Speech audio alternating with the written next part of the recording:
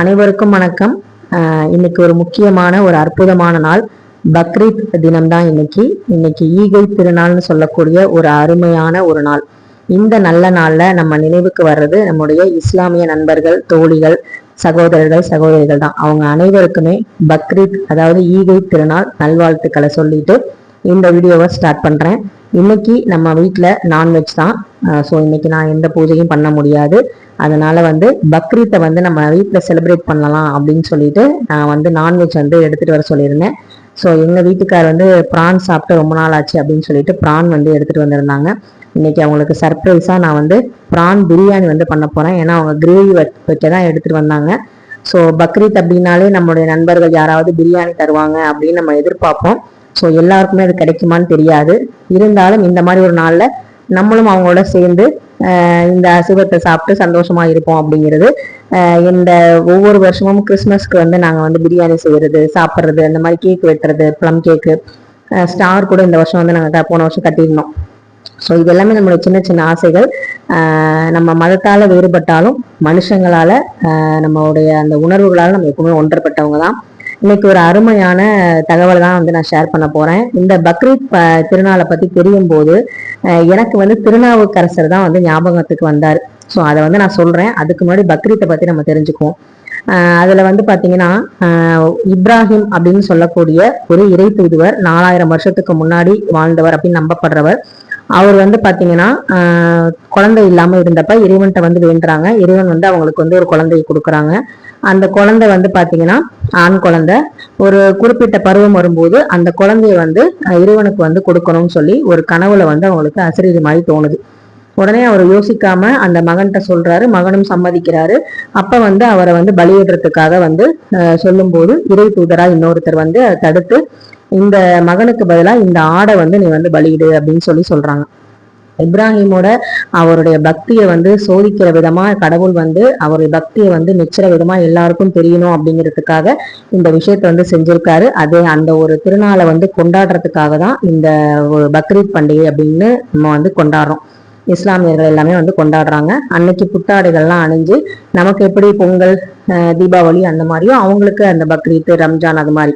So அதுல ஆடை பாத்தீங்கன்னா அவங்க ஒரு ஆடை வாங்கி 3 பங்கா பிரிச்சு அதை அவங்க நண்பர்கள், ஏழைகள் அவங்களுக்கு ஒரு பங்கு, உறவினர்களுக்கு ஒரு பங்கு, அதே மாதிரி அவங்களுக்கு ஒரு பங்கு, இந்த மாதிரி 3 பங்கா பிரிச்சு அதை தான் மட்டும் சாப்பிடாம மற்றவங்களுக்கும் கொடுக்குற அந்த ஈகை திருநாள் தான் பக்ரீத் அப்படின்னு சொல்லி கொண்டாடப்படுது.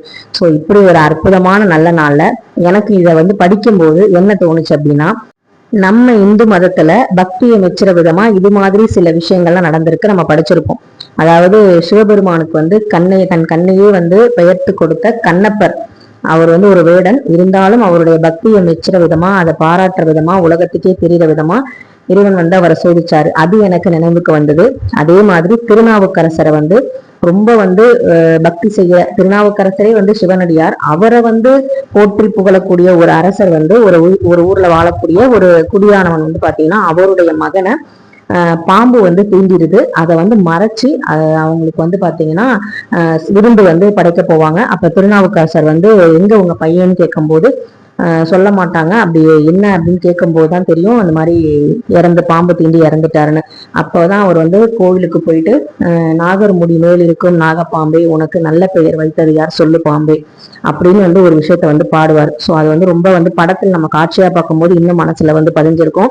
அப்படிப்பட்ட ஒரு அற்புதமான விஷயங்கள் எல்லாமே நம்ம பக்தியில சொல்லப்பட்டிருக்கு. மதங்கள் வேறுபட்டாலும், இனங்கள் வேறுபட்டாலும், நம்ம அந்த மதங்கள் சொல்லுவது ஒன்னே ஒண்ணுதான், மனிதம் மட்டும்தான்.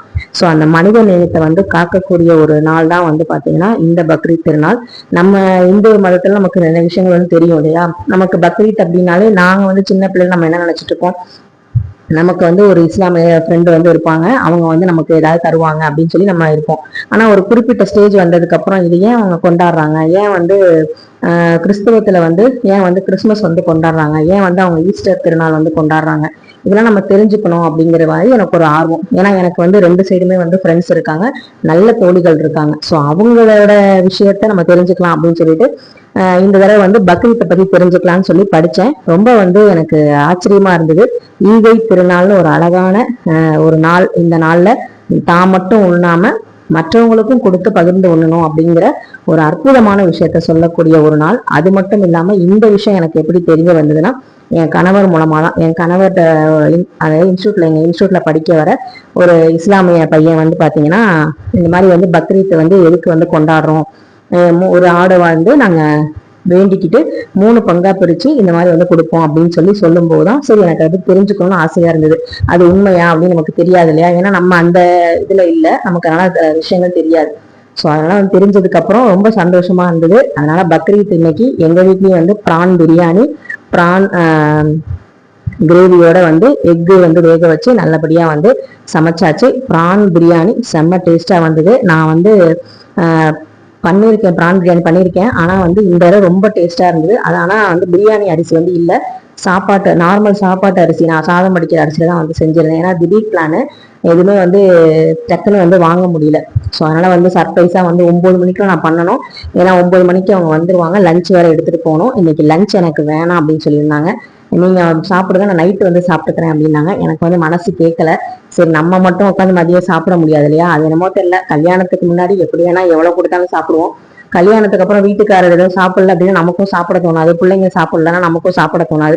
அதான் ஒரு தாய்மையோட உணர்வு வந்துருமோ என்னமோ தெரியல. ஸோ அதனால வந்து நம்ம மட்டும் எப்படி சாப்பிட்றதுன்னு சொல்லிட்டு பிரியாணி மாதிரி செஞ்சு நம்ம லஞ்ச் பாக்ஸில் கட்டி கொடுத்துடலாம் அப்படின்னு சொல்லிட்டு இன்னைக்கு வந்து எல்லாமே பர்ஃபெக்டா வந்துருந்துச்சு. உப்பு காரம் அதே மாதிரி அந்த ஃப்ளேவர் எல்லாமே கரெக்டா இருந்தது, நல்லா வெந்திருந்தது. தம்மும் வந்து கரெக்டா போட்டிருந்தேன். எனக்கு ரொம்ப சூப்பரா வந்து பிரியாணி வந்து ரெடி ஆயிருந்துச்சு. ஸோ இந்த மாதிரி வந்து சந்தோஷம், நிம்மதி, இந்த மாதிரி சின்ன சின்ன விஷயங்கள்லாம் நம்ம பிடிச்சவங்களுக்காக செய்யறது, இது எல்லாமே வந்து ஒரு பண்டிகை தான். ஸோ இந்த பக்ரீத்தை வந்து நான் வந்து இப்படிதான் வந்து கொண்டாடினேன். ஸோ நீங்க வந்து லக்ஷ்மி குபேர பூஜை செஞ்சும் உங்களால முடிஞ்ச அன்னதானங்களை செஞ்சும் நீங்க வந்து கொண்டாடலாம். எனக்கு வந்து இன்னைக்கு பூஜை வந்து செய்ய முடியாது. ஸோ அதனால வந்து நான் நான்வெஜ் வந்து செஞ்சிருக்கேன். ஸோ அதனுடைய விளக்கத்தையும் நான் கொடுத்துட்டேன். இப்போ சாப்பாட்டு அரிசியில செஞ்சனால கொஞ்சம் வந்து பெருசா இருக்க மாதிரி இருந்தது ரைஸ், ஆனா வந்து நல்லா வெந்திருந்தது, பிரானும் நல்லா வெந்திருக்கு.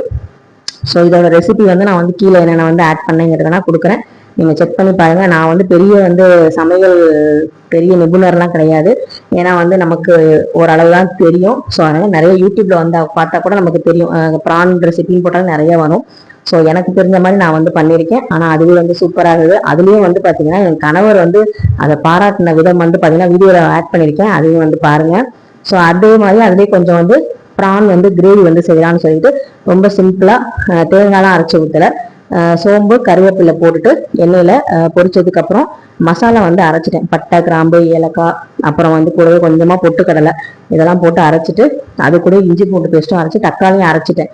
ஏன்னா இதெல்லாம் தக்காளிலாம் இப்போ வந்து வேகவே மாட்டேங்குது, மசியவே மாட்டேங்குது, ரொம்ப வந்து கனியவே மாட்டேங்குது. கனிஞ்ச தக்காளி மாதிரியே எங்கள் ஊரில் வந்து இப்போ கிடைக்க மாட்டேங்குது, ரொம்ப நாட்டு தக்காளியும் கிடைக்க மாட்டேங்குது. ஸோ அதனால எல்லாம் அரைச்சிதான் இப்போலாம் சேர்க்கறது. அதெல்லாம் சேர்த்துட்டு வெங்காயம் எல்லாம் வதங்கினதுக்கு அப்புறமா மஞ்சத்தூள் மிளகாத்தூள் மல்லித்தூள் போட்டுட்டு அதுக்கப்புறம் வந்து பிராணம் வந்து சேர்த்து உப்பு சேர்த்து கிளறி விட்டாச்சு. ரொம்ப சூப்பரான ஒரு ரெசிபி வந்து ரெடி ஆயாச்சு. ஒரே கல்ல 2 மாங்காய் அப்படிங்கிற மாதிரி ஒரே ஒரு பொருள் வாங்கி 2 ரெசிபி வந்து செஞ்சாச்சு. ஒன்று வந்து பிரான் கிரேவி, காலையில சப்பாத்திக்கும் இந்த கிரேவி வச்சுக்கிட்டோம். லஞ்சுக்கு வந்து பிரான் பிரியாணி, அப்புறம் வந்து எக்கு வந்து தொட்டுக்கிறதுக்கு ரெடி பண்ணியாச்சு. ஸோ இதுதான் வந்து இன்னைக்கு எங்க வீட்டில் பக்ரீத் ஸ்பெஷல். அது மட்டும் இல்லாம எங்களுக்கு எப்படியும் ஏதாவது ஒரு பிரியாணி வரும் அப்படின்னு ஒரு நம்பிக்கை இருக்கு. ஸோ அந்த பிரியாணி வந்தா அதுவும் வந்து சாப்பிடுவோம், மட்டன் பிரியாணி. ஸோ மட்டன் அதனால வந்து பாத்தீங்கன்னா எடுக்கல. ஸோ இன்னைக்கு வந்து பாத்தீங்கன்னா இதுதான் எங்க வீட்டுல லஞ்சு. பிரேக்ஃபாஸ்ட் வந்து சப்பாத்தியோட பிரான் கிரேவி. உங்க வீட்டுல என்ன லஞ்ச் அப்படிங்கிறத கண்டிப்பா மறக்காம கமெண்ட்ல சொல்லுங்க.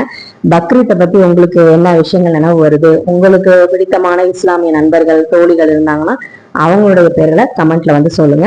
என்னுடைய இஸ்லாமிய தோழி வந்து பாத்தீங்கன்னா ஃபர்ஸ்ட் ஸ்கூல் ஃப்ரெண்டு அப்படின்னு பாத்தீங்கன்னா மாமாஜி கனி அப்படின்னு சொல்லிட்டு மாமாஜி கனி அவங்க. அதுக்கப்புறம் வந்து காலேஜ்ல வந்து பாத்தீங்கன்னா ஷாகிதா பானு, அப்புறம் இப்போ வந்து பார்த்தீங்கன்னா சதாம் தம்பி எங்களோட ஃபேமிலி ஃப்ரெண்டு. ஸோ இன்னும் வந்து இருக்காங்க, நிறைய பேர் இருப்பாங்க. ஏன்னா ஒரு சிலரை விட்டுட்டா மறந்துதுன்னா மன்னிச்சிருங்க. ஸோ எனக்கு தெரிஞ்ச வரைக்கும் நான் சொல்லிட்டேன். ஸோ உங்களுக்கும் இந்த வீடியோ பிடிச்சிருக்கு அப்படின்னா கண்டிப்பா லைக் பண்ணுங்க, ஷேர் பண்ணுங்க, மறக்காம சப்ஸ்கிரைப் பண்ணுங்க. இந்த ஈகை திருநாளை நல்லபடியா குடும்பத்தோட சந்தோஷமா நீங்களும் கொண்டாடுங்க. எம்மதமும் சம்மதம். அனைவருக்கும் பக்ரீத் நல்வாழ்த்துக்கள்.